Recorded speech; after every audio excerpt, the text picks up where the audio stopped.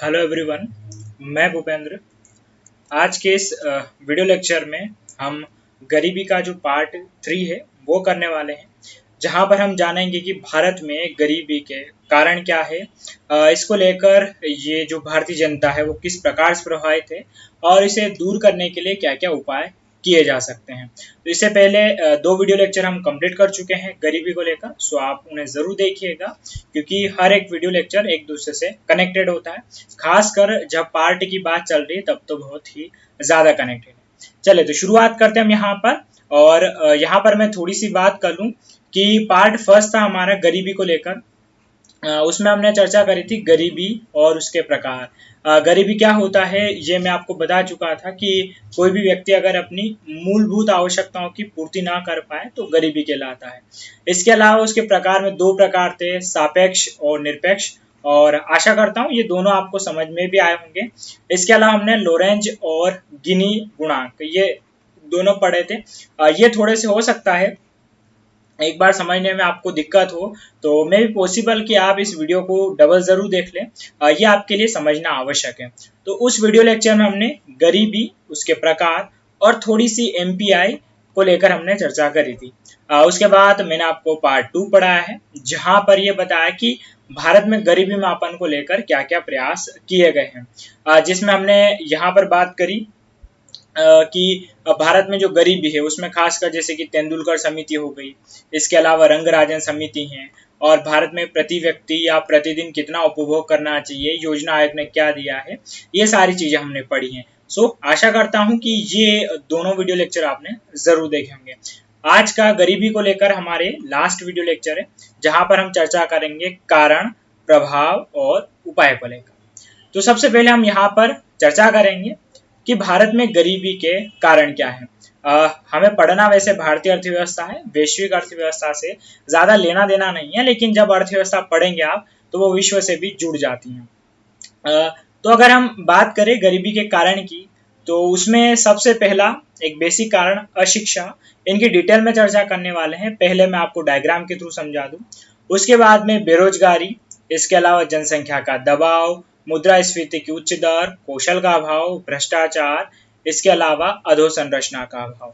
ये कुल मिला के जितने प्रकार आपको दिख रहे हैं यहाँ पर अगर काउंट करें तो 1 2 3 4 5 6 और 7, लगभग ये 7 प्रकार मुख्यतया हैं जो गरीबी को जिम्मेदार ठहराते हैं भारत में भी। भारत तो क्या ये हर देश के संदर्भ में भी हो सकता है, लेकिन कुछ पॉइंट आगे पीछे हो सकते हैं, भारत के संदर्भ फिक्स होते हैं। इसके अलावा हालांकि अगर इसके कारण की बात करें तो कारण 15-20 हो सकते हैं, लेकिन वह सब एक दूसरे से कनेक्टेड ही रहते हैं। तो थोड़ा सा वो विस्तार में जाएंगे तब वहां पर बात आती है, तो इतना जाने की जरूरत है नहीं, कारण में हम इन्हीं की चर्चा करेंगे। और एक बात और मैं बता दूं कि गरीबी के जो कारण रहेंगे ये कारण भी एक दूसरे से कनेक्टेड रहेंगे, इसके अलावा इसके जो प्रभाव रहेंगे और उपाय। आपको लग सकता है कि मैं कुछ चीजें रिपीट कर रहा हूं सर, आपने तो बता दिया हमें थोड़ी देर पहले, लेकिन सब क्या है एक दूसरे से कनेक्टेड रहेगी हर चीज, इस कारण से यहाँ पर कुछ चीजें रिपीट रहेगी। हालांकि ये वीडियो लेक्चर आपको आसानी से समझ में आ जाएगा। तो यहाँ पर अब हम देखेंगे एक एक पॉइंट को कि आखिर ये किस प्रकार से यहाँ पर भूमिका निभाते हैं गरीबी को बढ़ाने में या गरीबी के होने में। सबसे पहले बात करते हैं अशिक्षा की। ये सबसे बड़ा पॉइंट होता है किसी भी देश में गरीबी को लेकर, क्योंकि अशिक्षा जो होती है उसका सीधा संबंध होता है रोजगार से। जैसे कि अशिक्षा को लेकर पहले मैं यहाँ पर बात कर लूं कि एक व्यक्ति आर्थिक रूप से साध्य बनाने में शिक्षा की महत्वपूर्ण भूमिका होती है, लेकिन गरीब संसाधनों के अभाव के कारण अपने बच्चों को स्कूल भेजने का खर्च वहन नहीं कर पाते हैं। कुछ गरीब शिक्षा को महत्वहीन मानते हैं, वे अपने बच्चों को स्कूल भेजने के बजाय उनसे काम करवाकर परिवार की आमदनी बढ़ाना चाहते हैं। ये एक बेसिक सा फंडा है कि अगर किसी को शिक्षा मिलेगी तो स्वाभाविक सी बात है उसके रोजगार मिलने की संभावना काफी ज्यादा बढ़ जाती है, क्योंकि शिक्षा जो है वो व्यक्ति को रोजगार तलाशने में मदद करती है और रोजगार का सीधा सा कनेक्शन जुड़ा है धन से, और धन मिलेगा तो उसकी निर्धनता जो है वो गायब हो जाएगी। इसके अलावा दूसरा ये भी एक मेजर फैक्ट होता है कि बहुत सारे परिवार अपने बच्चों को स्कूल भेजने के बजाय उनसे काम करवाना चाहते हैं, क्योंकि परिवार की आमदनी चाहिए होती। तो ये भी एक मेजर फैक्ट है। जैसे कि अगर हम बात करें फॉर एग्जाम्पल के लिए, ये कोई परिवार है जो गरीब है, अगर ये परिवार अगर अपने बच्चों को स्कूल भेज देता है हालांकि इमेज को लेने का मेरा कोई विशेष मूड नहीं था हालांकि, लेकिन फिर भी यहाँ पर ताकि आपको अच्छे समझ में आ जाए इसलिए। तो ये जो परिवार है यहाँ पर, अगर इस परिवार के बच्चे स्कूल जाएंगे, अब वो स्कूल किस में जाते हैं यहाँ पर ये बात नहीं है, सरकारी प्राइवेट नहीं, सिर्फ यहाँ पर ये कि वो शिक्षा प्राप्त कर लें। शिक्षा से मतलब है ऐसी शिक्षा तो प्राप्त कर ले कि कम से कम वे उचित रोजगार पा सके। और जब स्कूल जाएंगे तो उन्हें क्या प्राप्त होगा यहाँ पर, स्कूल के माध्यम से शिक्षा और शिक्षा के माध्यम से रोजगार। तो सबसे बड़ी चीज क्या है भारत में कि अधिकांश जो गरीब वर्ग के बच्चे हैं वह स्कूल नहीं जा पाते हैं, तो उससे क्या होता है फिर वो गरीबी का दुष्चक्र चला ही रहता है। हालांकि मैं आगे इसको बताऊंगा, लेकिन यहाँ पर घूम फिर के चीजें वही है कि जो गरीबी वो फिर दूर नहीं होती है। गरीब का बच्चा गरीबी बना रहेगा, उसे शिक्षा नहीं मिलेगी, तो जैसे उसके माता पिता थे वे उसी कंडीशन में फंसे रहेंगे। लेकिन अगर उसको शिक्षा मिल जाती तो बाहर निकल जाते हैं। तो यहाँ पर ये आपको लग रहा होगा मैं उपाय के जैसे बता रहा हूँ, लेकिन मैंने आपसे कहा है कि सारी चीजें कनेक्टेड है। तो सबसे पहला कारण क्या है गरीबी का, अशिक्षा। यानी अगर लोगों को रोजगार नहीं शिक्षा नहीं मिलती है तो वह अशिक्षित रह जाते हैं, जिससे क्या होती है बेरोजगारी बढ़ती है। तो एक सबसे पहला पॉइंट है गरीबी के बढ़ने के कारण में वो है अशिक्षा। तो व्यवस्थित शिक्षा जो है वो गरीबी को दूर कर सकती है। आशा करता हूँ ये चीज आपको क्लियर हुई होगी, अशिक्षा है ना। तो यहाँ पर गरीबी से फिर शिक्षा ना मिलना और फिर उससे वापस गरीबी, एक पूरा सा ये क्या है चक्र हो जाएगा। तो अशिक्षा आपको यहाँ पर क्लियर हुआ होगा। उसके बाद दूसरे कारण की हम बात करें तो वो है जनसंख्या का दबाव। देखिए जनसंख्या का दबाव बहुत ज्यादा मायने रखता है। पहले मैं पढ़ देता हूँ उसके बाद आपको समझाता हूँ कि देश की बढ़ती हुई आबादी भी अत्यधिक गरीबी का प्रमुख कारण है। यह देश के आर्थिक विकास में बाधा बन गई है, जिसके परिणाम स्वरूप गरीबी की स्थिति में कोई बदलाव नहीं आया। परिवारों में भी वृद्धि हो रही है जो निम्न स्तर पर जीवन निर्वाह करने वाले प्रति व्यक्ति आय को कम कर रहा है। मैं आपको पहले एक एग्जाम्पल इसके थ्रू समझा देता हूँ कि आखिर किस प्रकार से अगर जनसंख्या बढ़ती है तो कोई देश चाहकर भी अपनी गरीबी को नहीं हटा सकता है। ये मैंने लास्ट वीडियो लेक्चर में भी आपको डायग्राम बताया था। मैंने बताया था कि भारत में जो प्रतिशत है गरीबी का वो तो घटा है।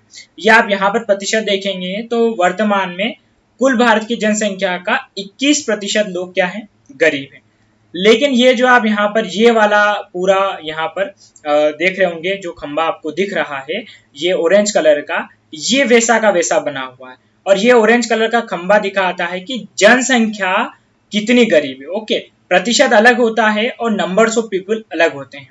102 करोड़ की जनसंख्या, अगर मैंने उस दिन भी बताया था लास्ट वीडियो लेक्चर में कि अगर 102 करोड़ की जनसंख्या का 37% निकाले आप और फिर 121 करोड़ की जनसंख्या का 21% निकाले तो बात घूम फिर के वहीं आ जाती है।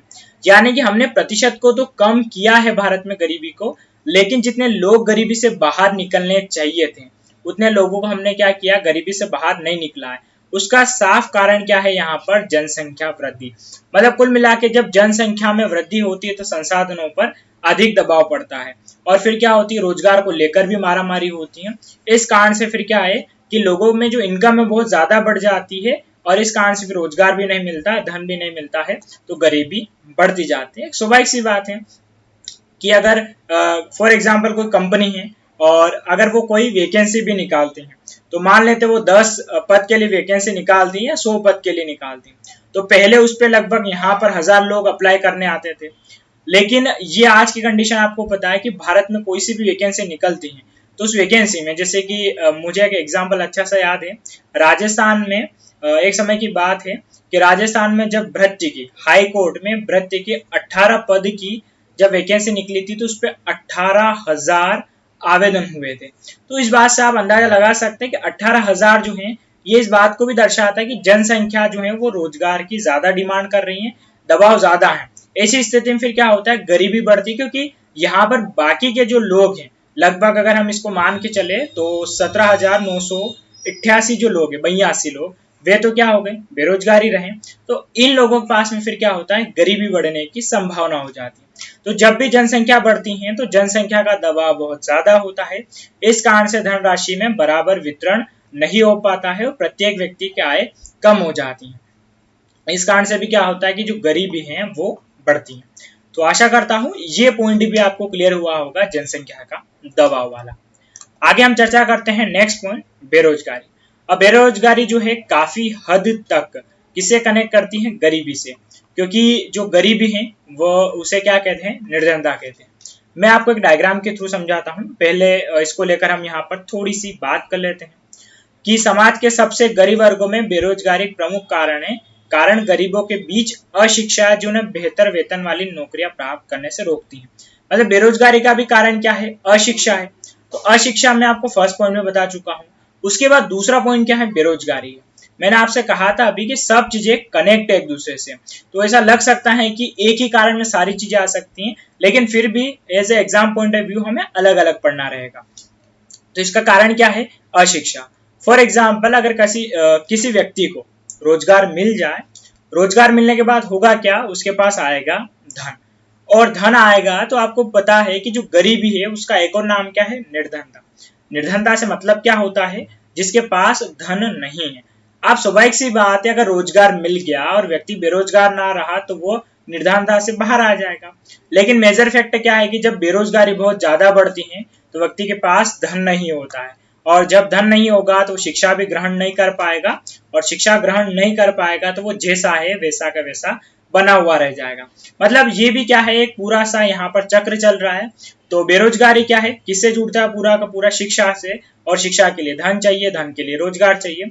तो कुल मिला के घूम फिर के बात वही आती है। तो जो बेरोजगारी है वह भी क्या किसको बढ़ाती है? गरीबी को बहुत हद तक यहाँ पर बढ़ाती है। जो पॉइंट है कोई ज्यादा टफ है नहीं यहाँ पर, बस आपको इनको एक आसान भाषा में सरल सा समझना है। सब एक दूसरे से क्या है?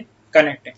आशा करता हूं ये वाला पॉइंट भी आपको समझ में आ गया होगा कि जो बेरोजगारी है उससे भी क्या बढ़ती है? गरीबी बढ़ती है, क्योंकि बेरोजगारी का सीधा कनेक्शन किससे? धन से, और जब धन नहीं होगा तो व्यक्ति क्या होगा? निर्धन होगा।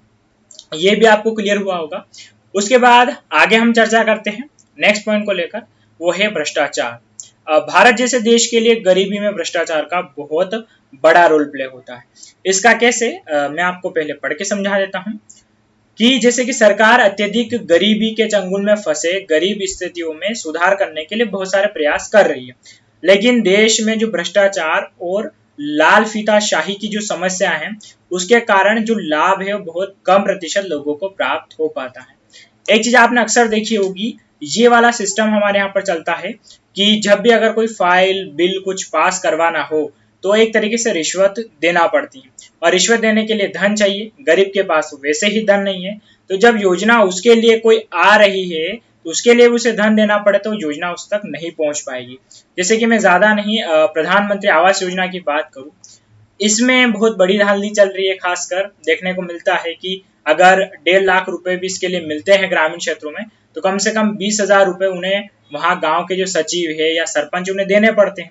तो समस्या वही है कि जब 20,000 होंगे नहीं तो उसके मकान बनेगा नहीं। और एक तरीके से प्रधानमंत्री आवास योजना उसे गरीबी से बाहर निकालने की सरकार की अच्छी योजना है। ऐसी सरकार की बहुत सारी योजनाएं जो किसके भेंट चढ़ी हुई? भ्रष्टाचार के। जब ये भ्रष्टाचार होगा तो इस कारण से क्या होगा? सरकार की जो योजना है वो गरीबों तक नहीं पहुंच पाएगी और वो गरीब के गरीब बने रहेंगे। एक टर्म और इसमें, लाल फीताशाही, ये मैं आपको एक्सप्लेन कर देता हूँ। बहुत सारे के मन में डाउट भी होता है कि शब्द क्या होता है। ये इसी से जुड़ा हुआ है। लाल फीताशाही मतलब ये कि अक्सर होता क्या है कि जब भी किसी मंत्रालय में या विभाग में कोई फाइल जाती है तो फाइल पे लाल रिबन बंधा होता है। इस कारण से टर्म निकल कर आती है लाल फीताशाही।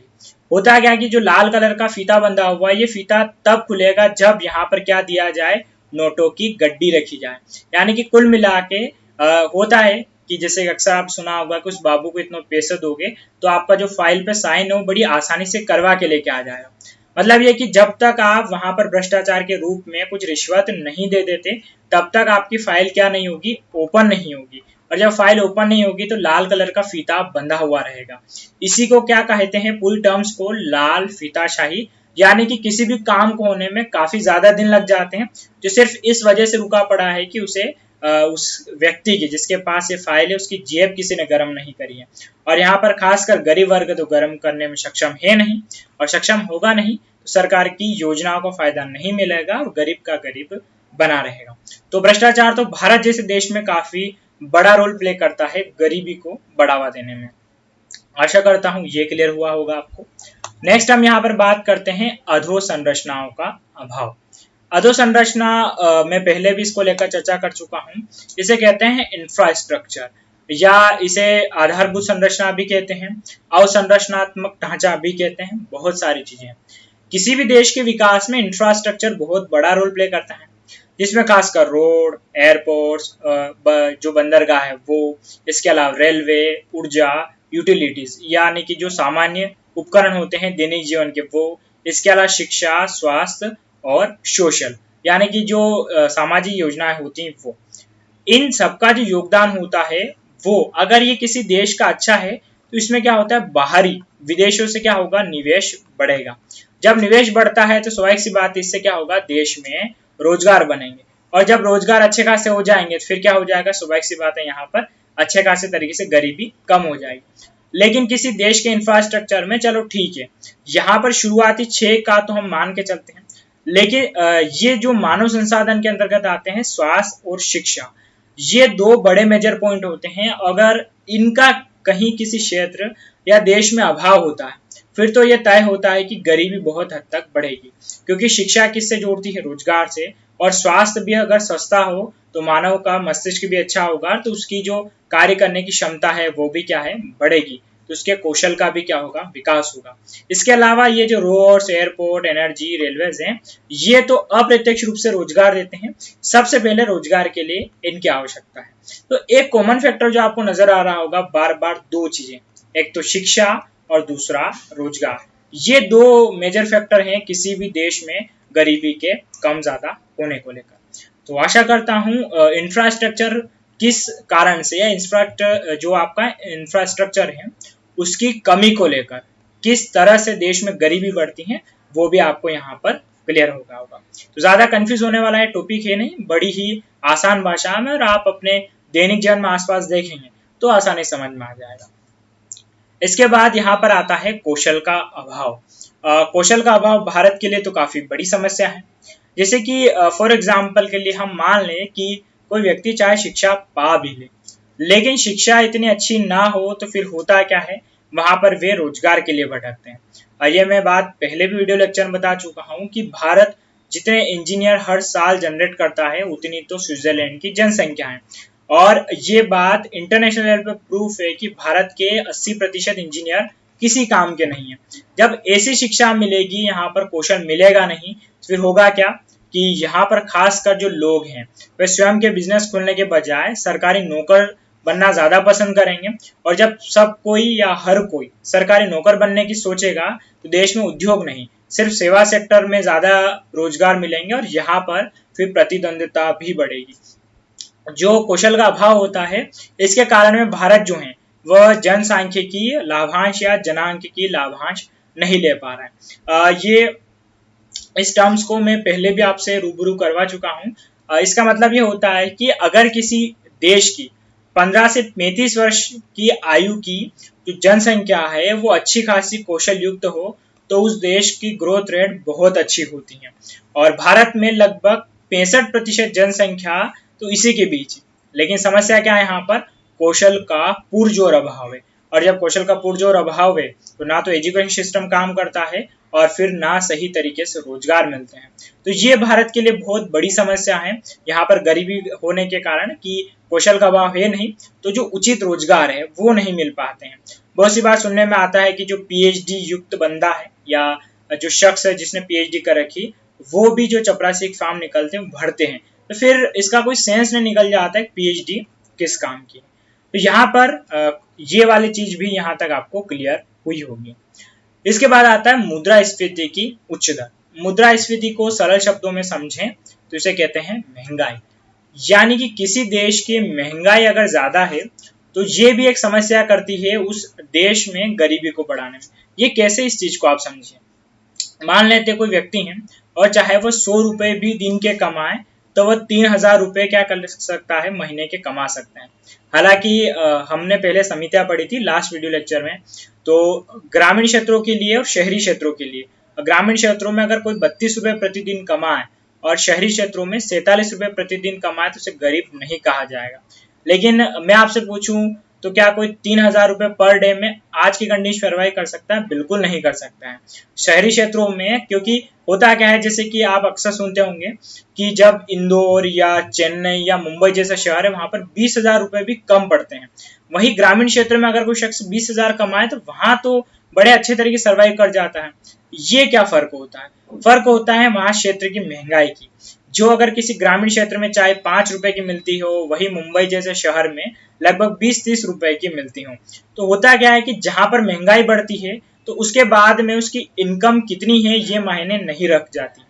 और अगर गरीब जो परिवार से या गरीब शख्स है उसकी अगर इनकम ठीक ठाक भी हो, लेकिन जब महंगाई ज्यादा होती है तो उसकी इनकम कोई रोल प्ले नहीं करती, क्योंकि गरीब शख्स चाहेगा कि उसके बच्चे अच्छे स्कूल में पढ़े। और आपको पता है कि वर्तमान में प्राइवेट स्कूल में पढ़ाने का काफी ज्यादा है, और खासकर जो सेंट थॉमस कार्मल कॉन्वेंट जैसे जो स्कूल हैं इंग्लिश मीडियम, उसमें पढ़ाने का ज्यादा चला है। और हर कोई माँ बाप चाहता है कि उसके बच्चे अच्छे स्कूल में पढ़े, अच्छे एजुकेशन में। तो होता क्या है कि जब महंगाई ज्यादा होती तो चाहे व्यक्ति कितना भी कमाए, बहुत सारी बार वो अपने बच्चों की स्कूली पढ़ाई में खर्च कर देता है। ये भी सबसे बड़ी समस्या है भारत में, जो एक ट्रेंड चला है एजुकेशन को लेकर, खासकर इंग्लिश मीडियम। इसके अलावा बहुत सारी बार ऐसा होता है कि चाहे कोई व्यक्ति मध्यम वर्ग का भी क्यों ना हो, लेकिन उसके घर में कोई व्यक्ति चाहे कैंसर पीड़ित हो जाए या कोई ऐसी दुर्घटना में कोमा में चला जाए, तो ऐसी स्थिति में वह जान बचाने के लिए खासकर प्राइवेट हॉस्पिटलों का रुख करते हैं।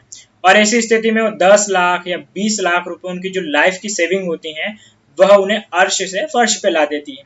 क्योंकि बहुत सारी बार क्या होता है कि ये यहाँ पर जो चीजें हैं हॉस्पिटल, ये यहाँ पर तो मैं इनकी महंगाई की बात कर रहा हूँ, इसके अलावा दैनिक जीवन की भी छोटी मोटी महंगाई भी प्रभावित करती है। लेकिन खासकर शिक्षा और स्वास्थ्य की जो महंगाई है भारत में, वह काफी ज्यादा प्रभावित करती है। और खासकर जो निजी क्षेत्रों का दबदबा है इन दोनों क्षेत्रों में, ये भी काफी हद तक प्रभावित करता है।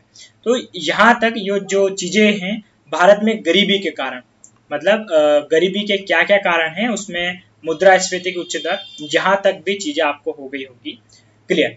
अब हम बात करेंगे गरीबी के प्रभाव को लेकर।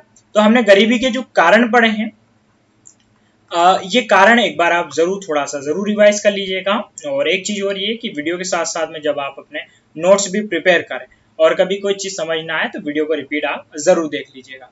बात करी हमने कारण की, अब बात करेंगे प्रभाव की। और एक बात मेरी फिर से याद रख लें, सब चीजें एक दूसरे से क्या है, कनेक्टेड है। सो आपको यहाँ पर भी मिलेगा ऐसा कुछ कनेक्टेड में। अब भारत में गरीबी के क्या क्या प्रभाव है, तो इसमें निरक्षरता, इसके अलावा कुपोषण, बीमारियां, बाल श्रम, सामाजिक चिंता, लैंगिक असमानता, अपराधों का बढ़ना और भेदभाव और सामाजिक असमानता।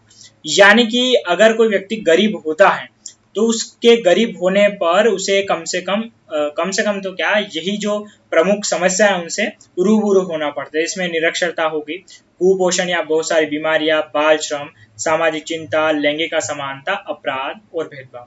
अब इनके बारे में हम एक एक करके डिटेल में यहाँ पर चर्चा कर लेते हैं। सबसे पहली बात आती है कुपोषण और बीमारियों को लेकर। अगर कोई व्यक्ति गरीब होता है या कुपोषण मतलब गरीब होता है तो स्वाभाविक सी बात है उसका कुपोषित होना या उसके बच्चे के होने की संभावना और बीमारियों का घर करना ज्यादा हो जाता है। जैसे कि गरीब वर्ग धन की कमी के कारण उचित पोषण नहीं ले पाता है, जिस कारण वह कुपोषण का शिकार हो जाता है। साथ ही अस्पताल में जाकर भी अपना इलाज न करवा पाने के कारण मृत्यु दर में अधिकता होती है। होता क्या है कि जो गरीब वर्ग होता है खासकर, उसमें ये चीजें कि उसके पास में इलाज करवाने इतने पैसे नहीं होते हैं, और जब इलाज कराने इतने पैसे नहीं होते तो बहुत सारी जो बीमारियां होती हैं उसमें मेन जो घर का मुखिया है उसकी भी मृत्यु हो जाती है। और जब घर के मुखिया उसकी मृत्यु हो जाती है तो खासकर घर के जो अन्य सदस्य होते हैं, महिला या बच्चे, उनके सामने फिर बहुत सारी समस्या आ जाती हैं और उनकी गरीबी जस की तस बनी रहती है। इसके अलावा जैसे कि बहुत सारे जो बच्चे होते हैं गरीबों में, वो कुपोषण के ज्यादातर शिकार होते हैं। और अगर कोई बच्चा कुपोषित होता है तो उससे क्या होता है, जैसे कि शायद ये मैंने आपको बताया नहीं बताया, लेकिन एक चीज है कि अगर किसी देश में कुपोषण ज्यादा होता है, खासकर भारत में जितना कुपोषण है, उससे यहाँ की इकोनॉमी या जीडीपी 10 से 15% प्रभावित होती है। तो गरीबी कुपोषण को बढ़ावा देता है, उससे स्वस्थ मानव का निर्माण नहीं होता है, फिर उसका दिमाग भी इतना अच्छा नहीं होता है, इस कारण से ना तो सही शिक्षा ले पाता है, ना सही कौशल का विकास कर पाता है। इस कारण से क्या होता है, फिर जो गरीबी है वो जिसकी तस बनी रहती है और जो पीढ़ी दर पीढ़ी क्या होती है, गरीबी बनी रहती है। तो इसका सबसे बड़ा प्रभाव यहाँ पर क्या होता है कि जो एक स्वस्थ मानव है, स्वस्थ मानव का निर्माण यहाँ पर नहीं हो पाता है, जो किसी भी देश की जीडीपी या उस परिवार के लिए भी क्या होता है, काफी ज्यादा नुकसानदायक होता है। तो पहला पॉइंट यहाँ पर प्रभाव को लेकर कुपोषण और बीमारियां, वो आपको अच्छे से समझ में आ गया होगा। आगे हम चर्चा करें यहाँ पर नेक्स्ट पॉइंट, बाल श्रम। बाल श्रम तो अक्सर गरीब जो परिवार हैं या वर्ग हैं उसमें आसानी से दिख जाता है। इसके लिए मैं आपको डायग्राम के थ्रू समझाऊं उससे पहले सिंपल सी लाइन कि धन की कमी के कारण गरीब वर्ग में बच्चे शिक्षा की अपेक्षा बचपन से ही श्रम को चुनते हैं। चिंता तो क्या है, उनकी खैर पारिवारिक स्थिति होती है और कोई भी माँ बाप ये नहीं चाहता कि शुरू से उसके बच्चे बाल श्रम करें, लेकिन यहाँ पर उनकी मजबूरी होती है कि वे ऐसा करना जानबूझ के चाहते हैं, क्योंकि जब होता है कि समय पर अगर 2 टाइम की रोजी रोटी या पैसा ना मिले तो इस कारण में क्या होता है कि जो बच्चा जिस उम्र में स्कूल में जाना चाहिए उस उम्र में वो कहीं पर ऐसे बाल श्रम कर रहा होता है, और जब वह बाल श्रम करेगा तो वही घूम फिर के बाद ना उसका कौशल विकास होगा, तो फिर बाल श्रम और वही बाल श्रम जिंदगी भर के श्रम में बदल जाता है और फिर वहां पर जो गरीबी है वो इतनी दूर हो नहीं पाती, क्योंकि श्रम या मजदूरी जो व्यक्ति करता है वह उसे न्यूनतम ही मजदूरी मिलती है और जैसा का तैसा जो परिवार है वो वैसा का वैसा बना रहता है। तो ये भी एक समस्या यहाँ पर निकल कर आती है कि गरीबी के कारण बाल श्रम जो है उसमें अधिकता देखी जाती है। चाहे सरकार के कितने भी प्रयास हो,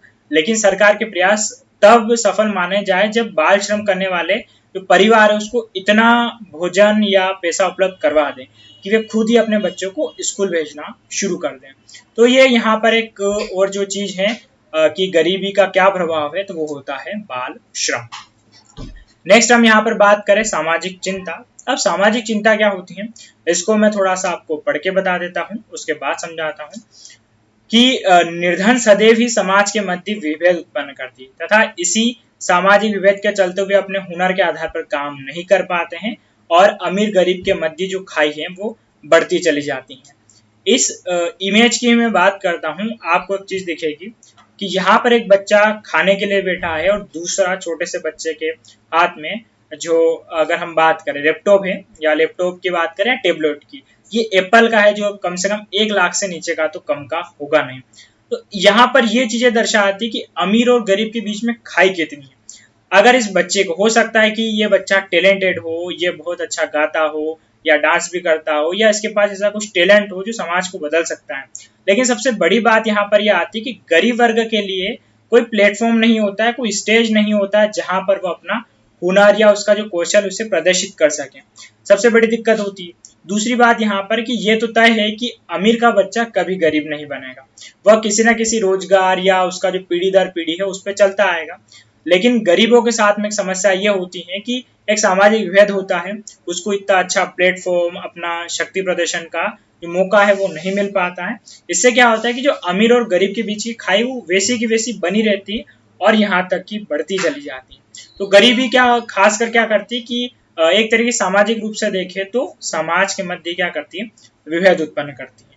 तो ये चीज आपको यहाँ पर क्लियर हुई होगी कि गरीबी भी बहुत सी बार जो लोगों का कौशल, जो शायद वे गॉड गिफ्टेड होते हैं, उन्हें भी वह साइड में रख देती है। ऐसा आपने उदाहरण भी बहुत सारे फिल्मों में, मूवियों में या अक्सर समाचार में सुने होंगे। जैसे कि मैं थोड़ा और बता ही देता हूँ इसको लेकर कि बहुत सारी बार आपने सुने होंगे जो गोल्ड मेडल जीते हुए हैं या चैंपियन बहुत सारे मामलों में रहे हैं, फिर भी आज वो खेती किसानी कर रहे हैं क्योंकि सरकार उन्हें इतना बढ़ावा दे नहीं रही है। दूसरा, वे गरीब घर से हैं ताकि खुद के लिए इतना एफोर्ड कर नहीं पाते हैं।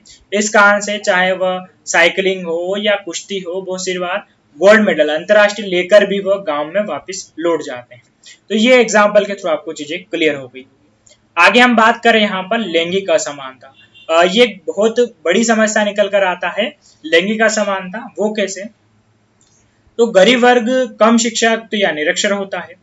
ऐसी स्थितियों में वह परंपरागत रूप से चली आ रही रूढ़िवादिता से ग्रस्त होता है, जिसमें महिला हिंसा, उनका शोषण और लैंगिक असमानता अधिक होती है।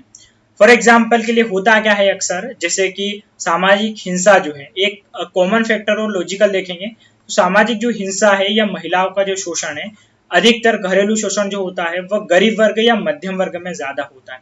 एक अमीर वर्ग में इतना देखने को नहीं मिलता है। उसका खास कारण क्या है, वो होता है वे शिक्षा को इतना प्राप्त नहीं कर पाते हैं, उनमें इतनी जागरूकता नहीं होती है, और महिलाएं जो होती हैं खासकर गरीब वर्ग की, वे इसे अपना भाग्य समझती है और वे हमेशा से उन्हें यही लगता है कि हाँ, शायद हो सकता है कि जो महिलाएं हैं वह हमेशा पुरुष के अधीन ही रहती। लेकिन अगर एक महिला पढ़ लिख जाए तो उसे इस बात का अच्छे से अनुमान हो जाएगा कि महिला भी बहुत सारा कुछ कर सकती हैं। इसमें होता क्या है कि एक अमीर या मध्यम वर्ग है, उसमें वहां के जो परिवार वाले हैं वह महिला पुरुष में इतना विभेद नहीं करते हैं जितना गरीब के मध्य हो जाता है, क्योंकि बहुत सारी बार वे शिक्षा ग्रहण नहीं करते हैं, रूढ़िवादिता से ग्रस्त होते हैं, और उसी रूढ़िवादिता के चलते जो महिलाएं उनके साथ में काफी भेदभाव होता है। तो लैंगिक असमानता एक नॉर्मल सा और कॉमन और बहुत बड़ा फैक्टर होता है गरीब वर्ग में, जो गरीबी के कारण इसको बढ़ाता है। आशा करता हूँ ये चीज आपको समझ में आ गई होगी, और ये जो लिखा हुआ है इससे थोड़ा और अच्छे से आपको क्लियर यहाँ पर हो जाएगा। इसके बाद आगे हम बात करें अपराधों का बढ़ना, तो अपराधों के पीछे अच्छा खासा हाथ होता है गरीबी का, क्योंकि होता क्या है, जैसे कि मैं पढ़ के बताता हूँ कि भारत में बढ़ते अपराधीकरण के पीछे मुख्य वजह से गरीबी है, जहां पर व्यक्ति कई बार नशे की लत या दैनिक रोटी रोजी के लिए चोरी डकैती जैसे कार्य करने लगता है, उसे बाद में बड़े जघन्य अपराध की तरफ ले जाता होता है। बहुत सी बार जैसे कि फॉर एग्जाम्पल के लिए कोई ड्रग्स या नशे की लत है, जब उसे नहीं मिलता है या बहुत सारी बार कोई शराब का आदी हो जाता है, ऐसी स्थिति में फिर जब उसे पैसे नहीं मिलते हैं तो चोरी चकारी और बहुत सारी बार उसके जीवन का यहाँ पर लक्ष्य बन जाता है, सिर्फ अपना पेट भरने के लिए। और ये ना सही तो बहुत सारी बार कोई व्यक्ति अपने बच्चों के लिए या अपने स्वयं के जो पेट भरने के लिए बहुत सारी बार कहाँ पर कोई चोरी कर लेता है। अब जब ये चोरी वाली समस्या आती है, क्योंकि एक कनेक्शन यही निकलता है कि जब व्यक्ति के पास शिक्षा नहीं होगी, शिक्षा नहीं होगा तो रोजगार भी नहीं होगा, और जब रोजगार नहीं होगा तो व्यक्ति होता है बिल्कुल फ्री, और कहते हैं खाली दिमाग शैतान का घर। तो उसके दिमाग में फिर ऐसे बहुत सारे खुराफाती आइडिया आएंगे, जिससे क्या होता है कि एक समाज के लिए चिंता भी बढ़ जाती है, और फिर जो अपराध हैं वो भी काफी ज्यादा बढ़ जाते हैं। और जब वैसे शुरू में चोरी डकैती से कोई नहीं रोकता है, तो जघन अपराध जैसे हत्या या फिर सीरियल किलर या जो साइको किलर होते हैं उसकी तरफ भी ये बहुत सारी बार चले जाते हैं। आशा करता हूँ ये जो पॉइंट है वो आपको बड़ी आसानी से क्लियर हो रहे होंगे। इसमें समझना बहुत बेसिक है और दैनिक जीवन से जुड़ा हुआ है, तो आसानी से समझ में आ जाएगा। इसके बाद में निरक्षरता, तो निरक्षरता के लिए लिखा हुआ कुछ नहीं है, सिंपल सा पॉइंट मैं आपको बता देता हूँ, ये वही कॉमन चीज निकल कर आएगी यहाँ पर। स्वाभाविक सी बात है, क्योंकि शिक्षा प्राप्त करने के लिए क्या जरूरी है, कुल मिला के धन जरूरी है या पैसा जरूरी है, कम से कम मिनिमम तो चाहिए। और धन के लिए व्यक्ति क्या चाहिए, रोजगार, और रोजगार फिर उसे किसे मिलेगा, शिक्षा से इसे मिलेगा। तो कुल मिला के व्यक्ति निरक्षर रहने के पीछे भी क्या कारण होता है, धन होता है। बहुत सारी बार जैसे कि सरकार मान लेते हैं 12वीं तक भी अगर फ्री में पढ़ाती है, तो बहुत सारे बच्चे कुछ 6ठी तक पढ़ते हैं, कुछ 8वीं तक पढ़ते हैं, कुछ 10वीं तक पढ़ते हैं। लेकिन कोई 12वीं के बाद हायर एजुकेशन लेना चाहता है, तो उस हायर एजुकेशन के कारण या हायर एजुकेशन की हम बात करते हैं, उसके पीछे उसे अच्छी खासी मोटी जो फीस है वो चुकानी पड़ती है, वो दे नहीं पाता, और बहुत सारी बार कोई 12वीं तक रह जाता है। तो बहुत सारे बच्चे 8वीं तक कर पाते हैं, उसके बाद वह अपने घर परिवार की जो आमदनी बढ़ाने के लिए मदद करने लग जाते हैं, रेहड़ी लगाने लग जाते हैं, जो भी उनके माँ बाप करते हैं उनके साथ में हो जाते हैं। इस कारण से उनकी जो निरक्षरता है या न्यूनतम शिक्षा बनी रह जाती है। तो ये एक जो कॉमन चीज है वो आपको लग रही होगी यहाँ पर कि घूम फिर के चीजें वहीं पर आ रही हैं। तो आशा करता हूँ निरक्षरता का जो पॉइंट है वो किस प्रकार से गरीबी के कारण होता है वो भी आपको समझ में आ गया होगा। अब यहाँ पर हम बात करें कि गरीबी को दूर करने के क्या उपाय हैं। हमने अभी तक जाना कारण और प्रभाव। अब देखिए, कारण और प्रभाव आपको समझ में आएंगे तो आप उपाय स्वयं लिख पाएंगे। यहाँ पर उपाय के लिए मैं आपको कोई आगे डिटेल में नहीं समझाने वाला हूँ, क्योंकि चीजें फिर वही घूम फिर के आने वाली हैं। जैसे कि मैं आपको बताता हूँ, गरीबी के कारण में क्या चीज थी, स्वास्थ्य सुविधा बिल्कुल था। मैंने आपको बताया था कि अगर बहुत सारी बार क्या होता है कि बेहतर स्वास्थ्य नहीं मिल पाता है, तो इसमें जो बहुत सारा मध्यम वर्ग है वह क्या होता है, अर्श से फर्श पे आ जाता है, 10-20 लाख रुपए उसके खर्च हो जाते हैं। कुल मिला के आपको ध्यान क्या रखना है कि जो भी कारण है बस वही कारण इसके क्या होंगे, उपाय होंगे। इसको यहाँ पर मैं समझा देता हूँ और आसानी समझ में आ जाएंगे। दूसरा क्या है, जनसंख्या पर नियंत्रण के उपाय। तो हमने कारण में एक पॉइंट पढ़ा था, जनसंख्या का दबाव, क्योंकि जनसंख्या अधिक होती है तो फिर क्या होती है, रोजगार को लेकर मारामारी होती है। तो अगर जनसंख्या नियंत्रण किया जाएगा तो अपने आप उसमें क्या होगा यहाँ पर कि व्यवस्थित रूप से जितने रोजगार होंगे उसमें बराबर बंटवारा होगा और आय की जो विषमता है वो भी नहीं बढ़ेगी। इसके अलावा रोजगार के अवसर उत्पन्न करना, तो स्वाभाविक सी बात है कि सरकार कुछ ऐसे प्रयास करे कि उससे क्या हो, रोजगार अच्छा खासा मिले। वर्तमान में जो सब लोग नौकरी की तरफ पीछे भाग रहे हैं, उद्योग या बिजनेस कोई करना नहीं चाहता है, करने की इच्छा है तो उसे इतनी मदद नहीं मिल पाती है जितना वो आशा करता है। सरकार के हालांकि प्लान हैं बहुत सारे, लेकिन वही फिर से कॉमन फैक्टर कि भ्रष्टाचार के कारण वो प्लान इतने सक्सेस नहीं हो पाते। जैसे सरकार की मुद्रा योजना हो गई थी, इसके अलावा जनधन हुआ, या बहुत सारी ऐसी योजनाएं जिसमें सरकार लोन प्रोवाइड करवा रही थी, लेकिन ये वही लोन या प्रधानमंत्री कौशल विकास योजना भ्रष्टाचार के भेंट चढ़ी है और लोगों का कोई कौशल का विकास हुआ नहीं है।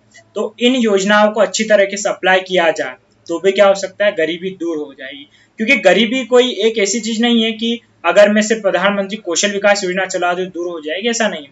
यहाँ से कौशल का विकास करना, फिर उससे रोजगार प्राप्त करना, फिर गरीबी दूर करना, तो ये पूरा क्या एक सर्कल काम करता है।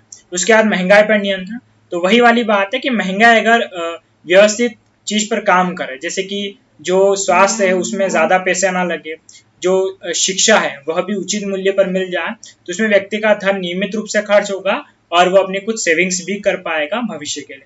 उसके बाद शिक्षा का प्रचार, तो ये तो एक कॉमन फैक्टर है। अगर शिक्षा अच्छे से मिलेगी किसी व्यक्ति को तो फिर क्या होगा, स्वाभाविक सी बात है गरीबी दूर हो जाएगी। उसके अलावा कौशल का विकास, तो वही बात जो मैं आपको कह रहा हूँ कि अगर कौशल का विकास होगा, शिक्षा बेहतर मिली और कौशल का बेहतर विकास होगा तो भी क्या हो जाएगी, गरीबी दूर हो जाएगी। क्योंकि कौशल के विकास उससे क्या मिलेगा, रोजगार मिलेगा। इसके अलावा कृषि क्षेत्र का विकास, तो ये थोड़ा सा अलग और हटके पॉइंट है। तो इसमें ऐसा कि भारत में अभी भी 49% जो जनसंख्या है वो एग्रीकल्चर में काम करती है, और अगर हम बात करें तो जो ग्रामीण क्षेत्र में अभी गरीबी है वो लगभग यहाँ पर 30% के आसपास है। तो 30% यानी कि अधिकतम गरीबी ग्रामीण क्षेत्रों में है। एग्रीकल्चर में 49% लोग काम करते हैं, यानी कि अगर एग्रीकल्चर क्षेत्र का अच्छे से विकास किया जाए, जो एग्रीकल्चर में उत्पादन है उसका उचित मूल्य मिल जाए, तो यहाँ पर क्या होगा, फिर आसानी से गरीबी दूर हो जाएगी। क्योंकि जो गरीबी है वो ज्यादातर कहाँ पर है, ग्रामीण क्षेत्रों में और कृषि के अंतर्गत है। तो आशा करता हूं ये जो कारण, प्रभाव और उपाय आपको समझ में आए होंगे। अब इसके अलावा एक जो चीज है यहाँ पर, गरीबी का दुष्चक्र।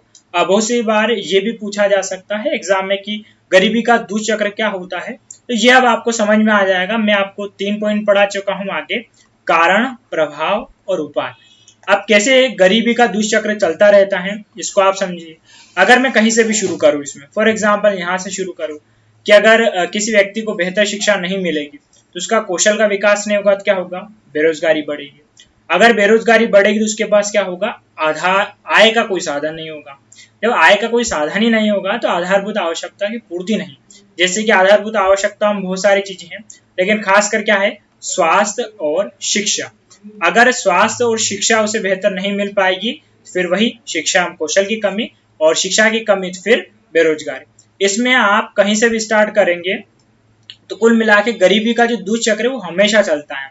और इसमें 2 मेजर फैक्ट कौन से हैं, शिक्षा और बेरोजगारी। ये सबसे बड़ा फैक्ट यहाँ पर देखने को मिलता है। तो बहुत सारी बार एग्जाम में ये भी पूछा जा सकता है कि गरीबी का दुष्चक्र क्या है, उसे समझाइए। तो ये ऐसे डायग्राम बनाने के साथ में आपको जो मैं पीछे समझा चुका हूँ उनका थोड़ा सा आप डिटेल यहाँ पर लिख सकते हैं।